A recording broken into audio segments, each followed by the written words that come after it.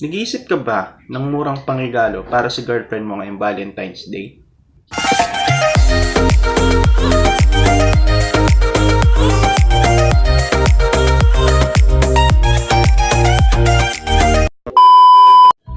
Yo mga tol, what's up? Nagbabalik si Marvin at ito ang Apple TV. Sa video ito ay tuturuan ko kayo kung paano gumawa ng chocolate flower bouquet o flower chocolate bouquet. So maganda to para sa mga nag-iisip ng mga budget friendly na pang-gift para sa girlfriend na lang ngayong Valentine's Day. Sa halagang 150 to 200 pesos makakapagbigay ka na ng something special para sa kanya. So ano pang hinihintay natin? Simulan na natin.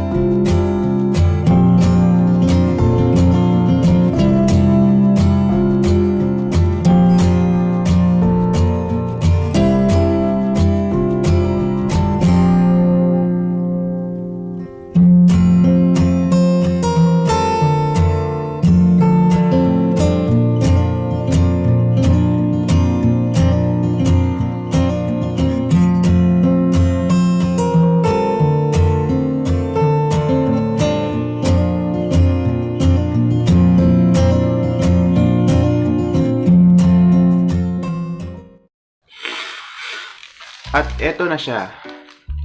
Ating finished product.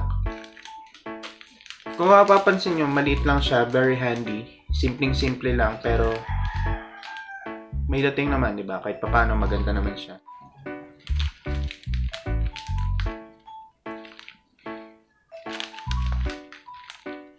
Sa mga girls dyan, kung may lalaking bibigay sa inyo ng ganito, yung pinaghirapan nila, huwag mo nang papakawalan yan. Bibihira lang sa amin yung mga ganitong mga lalaking mahilig sa bulaklak.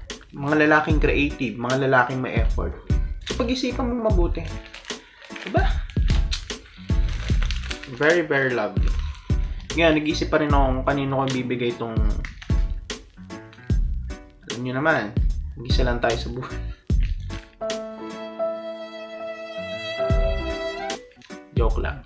Sa mga boys dyan, baka naman sa magulang nyo pakunin yung panggawa nyo nito, wag na kayong gagawa nito. Nakakaya sa mga parents natin. Yung panligaw natin is galing pa sa kanila. Basta kung wala kang pabili, wag mo na para ipangutang pa yung pambibigay mo dyan sa jowa mo, sa nililigawan mo. So, kung may pera ka naman, okay lang, bumili ka ng mas maganda dito.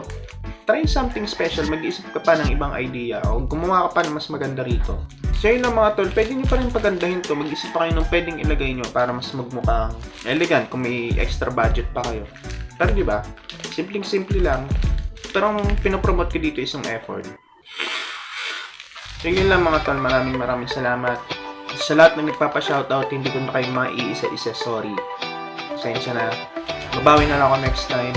Pero nagpapasalamat ako sa lahat ng tropa at kaibigan ko na patuloy na sumusuporta sa akin. Maraming salamat para sa inyo to. Charot. Kung nagustuhan mo yung video, huwag mo kakalimutan mag-like. Tapos para wala kang ma-miss ng mga video, huwag mo na kalimutan mag-subscribe. Tapos click mo na yung notification bell para maging updated ka sa mga bago kong tip. So yun lang, maraming salamat ulit mga tol. Sa next video natin, maraming salamat. Bye-bye.